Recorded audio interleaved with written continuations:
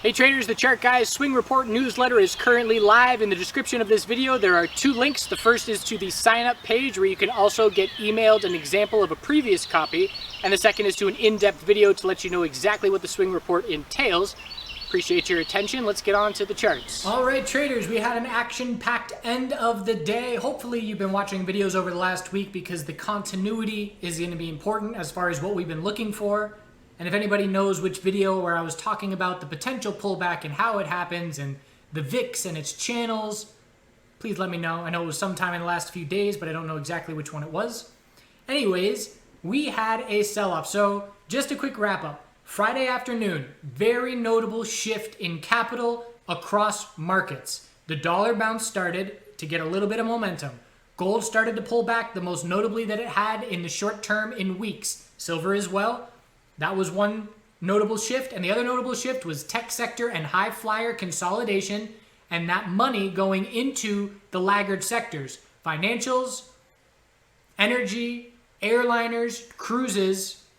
So when I'm thinking stocks, I'm thinking high flyers and tech. I'm thinking laggards, everybody that I just said. So that happened Friday afternoon into the close. It happened yesterday, Monday, and it happened to start today as well. Gap up opens in airliners and cruise liners.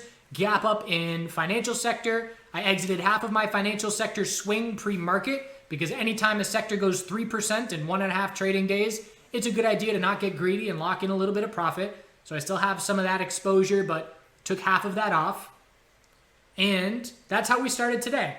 And then we watched first thing, can QQQ hold the low of yesterday? It did, it bounced, it set an hourly lower high, and then we started dumping into the end of the day. Now, are we dumping into the end of the day due to potential headlines that we're seeing missiles in the Middle East? Are we dumping due to the gridlock that we're not having much progress on the COVID bill?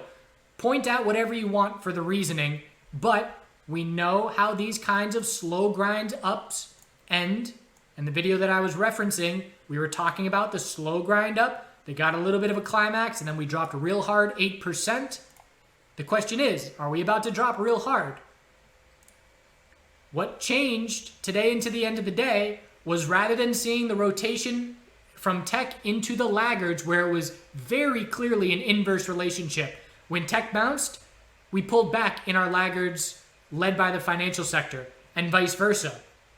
Into the end of the day, we saw all of our major sectors at their lows at the same time. Whenever that happens, you need to be having, sirens going off in your brain. It's like being on a whale watch. Nothing's happening, and then you see the whale. It needs to spark your attention because in this market environment, it does not happen often. I don't even remember the last time it happened, but it's not often. So it's very notable when that changes, when that happens, because rather than seeing money going from one sector to the other sector, we're seeing money leave the market. If everything's dropping, if all of our major sectors dropping, money is leaving the market. It's not rotating around. It's a very different thing. So when that happens, look at the dollar. Let's just go over the dollar real quick. What was happening to assets in general, and I'm talking oil, crypto, stocks, metals, what was happening right here? It was what I did. This was COVID dumping, and this was turtle mode, where I just went US dollars, and I exited all of my assets, and I held on to US dollars to wait out the storm, and all assets dropped. What happened from that top to here? All of those assets, bulls, just all bulls. And everybody put their dollars into these assets where there was a better chance of making money. Crypto went up, everything went up, all of those assets. So now, as the dollar is attempting its bounce, and as the dollar is looking at a 12-hour trend change, little inverse head and shoulders, I need to see a break of 94 for this bounce to get momentum. If we break 94, we zoom out, and we look for the weekly bounce on the dollar to be underway, and we look for a weekly lower high compared to 97.80, but the question is, on this dollar bounce, do we see money leaving all of these assets? We're seeing money racing out of metals. We're seeing crypto drop a little bit. We're seeing stocks drop a little bit. We're seeing oil drop a little bit. This is just the start. Do we get follow through? Bears have a checklist for tomorrow. What do we need to see for bear follow through? Number one, all of our major sectors breaking their low of today and dropping at the same time. Criteria number 1. Criteria number 2, volume. What did we see on our big drop last time? Huge bear volume. We did not see huge volume today because the bear takeover only happened in the last 90 minutes. It wasn't a full day of volume for the bears. So, criteria number 2 on our checklist, do we see 85 to 100 plus million shares traded and a red day tomorrow? Criteria number 3, do we see oil confirm a daily downtrend by breaking 4106, which would give us a lower high and lower low, and that would increase the odds of the potential that our monthly lower high is being set right off monthly 12-period exponential resistance. Criteria number 4, I forget, but I had 4. Give me a second. The VIX. Is the VIX breaking bullish from this channel? Remember this last channel and how it broke fast and hard? Are we going to reject from this channel and pull back and not see all of our sectors drop at the same time tomorrow? Or are we going to break bullish and head up towards 28 and break out of this? It's not really a falling wedge, but it's a slow grind channel. And they generally, again in the video we went over, how they break fast and hard. So those are 4 checklist criteria that the bears need tomorrow to call it a big win and to be real confident in the short term. If we only have 2 of those or 1 of those, we don't have that confidence. Let's look at the other side of the coin. The bulls are looking for daily higher lows on SPY, QQQ, and XLF. The only way that we are not going to see higher lows on SPY and QQQ and XLF, in my opinion, is very notable daily bear volume. Because right now, SPY, anything above 319.25 is a daily higher low. And we can pull back 3%. If we're going to just free fall and break that level, it will be on very notable daily bear volume. You cannot drop that hard, that fast, without very notable bear volume. And QQQ is the same. Anything above 251.30, actually, let's go here. Anything above 256.55 is a daily higher low. There's some solid bear volume in there. We're in an hourly downtrend. The bounce this morning after holding the low of yesterday failed to break the high of yesterday's bounce by about 50 cents, 46 cents. We are in an hourly downtrend. We will need more notable bear volume than this if we're going to drop down and lose the daily higher lows from here. That's why volume is going to be so important to us for the rest of the week. IWM is in our category of laggard stocks with the financial sector and the energy sector. It's topped out temporarily. We're starting daily consolidation. Anything above 144.67 is a daily higher low. Again, a daily higher low is the most likely scenario. Healthcare, sideways, 104.15 is important here because if 104.15 breaks, it's the lowest price we've seen in about a month. And that will tell us more notable weekly consolidation is then underway after a failure to break the all-time high over this sideways choppy range. And XLV is going to be important because it's been just the steady rock where it's been tech pulling back the last 3 days, financial sector breaking out, and healthcare just sideways. So if we break this sideways pattern bearish under 104.15, it's another check mark for the bears. Financial sector, just looking for a higher low, and I'm willing to sit with my half position that I entered in the 24.60s for a daily higher low. Once the daily higher low is set, I will move my stop under that daily higher low. But by exiting half the position, it's not a very sizable position, and I'll happily sit through, maybe not happily, but I will easily sit through, another few percent of pullback, no biggie. Biotech sector, resistance wall. This is now the most important resistance on the daily time frame. 115.42, 115.46, 51, 48, 45, 5 rejections, and now rolling over back towards support. We already had bearish momentum from the executive order that Trump signed with drug prices. If market weakness now kicks in, the bears have a head start on XBI. They've already started their weakness end of July into August.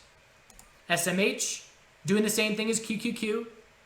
When I talk about high flyers, I talk about QQQ, tech sector lead bulls, and the high flyers are our lower cap names that are blue sky names. PTON, OSTK, GSK, W bulls made a statement today.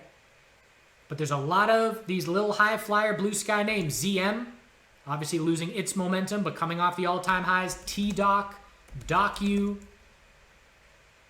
And the notable thing about all of them is 3 to 4 days of solid red after being lead bulls and blue sky breakout, which is exactly what QQQ was. Lead bull, blue sky breakout, 3 solid red days. And with the end of the day flush here, the odds decrease. Potential bull flag on the daily as of yesterday.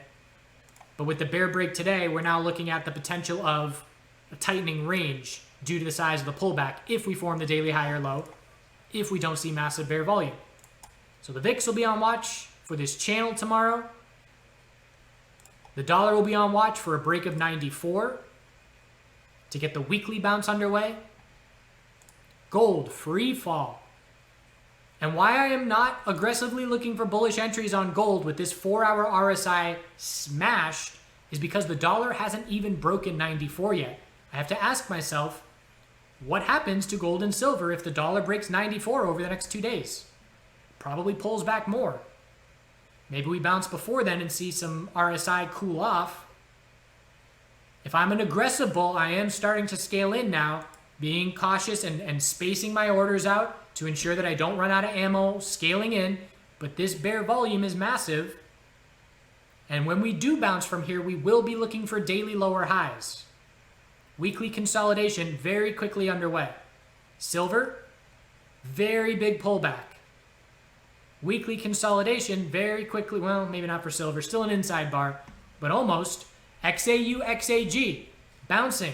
Silver is dropping harder than gold, and that's not surprising because we noted the correlation a couple weeks ago, how the dollar and this XAU, XAG chart were so similar. I don't know why.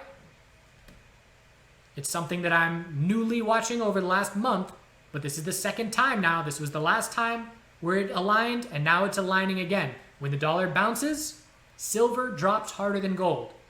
Just speaking about the last month. Oil, do we confirm a daily downtrend and increase the odds of a monthly lower high being set? This makes me want a bearish position on oil. When I look at this monthly chart, knowing that a monthly lower high is very, very likely compared to 61.44, knowing how often, if this is the 5-minute time frame, I'd take a bearish day trade here on the 12-period exponential all the time. It's my target so often. Why wouldn't it be my target on the monthly? So I may look for a top fish position in oil. And what we would really need to be confident in the monthly lower high is a loss of weekly support 38.72. Step 1, confirming the daily downtrend. Step 2, breaking 38.72 support. Natural gas, not much going on. Daily inside bar, still a potential daily bull flag. Not really impacted by all this massive flowing of capital, which has me all jacked up watching this market. I love correlations. I love watching the shifting capital. So let's look at the futures chart for the S&P 500. What are we watching tonight? For an hourly oversold bounce, we only just got to hourly oversold conditions. It was a massive dump, but we were coming from a very strong standpoint. So RSI is not that beat up. Look at the 4-hour RSI on the futures chart. It's nowhere near oversold. Massive volume. Have that checklist on watch for tomorrow. And we'll see. Is this just going to be short-term weakness leading to daily higher lows in XLF, QQQ, and SPY? Volume is going to be our prove-it indicator. Can the bears prove it with volume? If the answer is no, then yes, we are looking for daily higher lows on all those names. I think that's all I got. Hope you're all well. If we see gap down opens tomorrow, I will be potentially interested in some of those high flyers for some hourly oversold bounces, potentially in bull miners. I did make a bull miner attempt at a bounce today, got stopped out, but XLF gains offset that loss from the swing position. That's it. Hope you all have a good day. It's exciting. We'll see you tomorrow. I'm wearing a fake shirt, one button.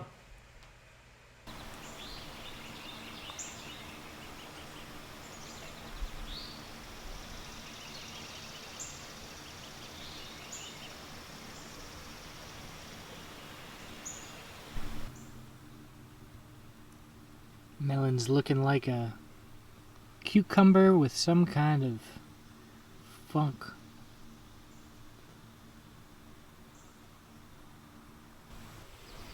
You being a wacko?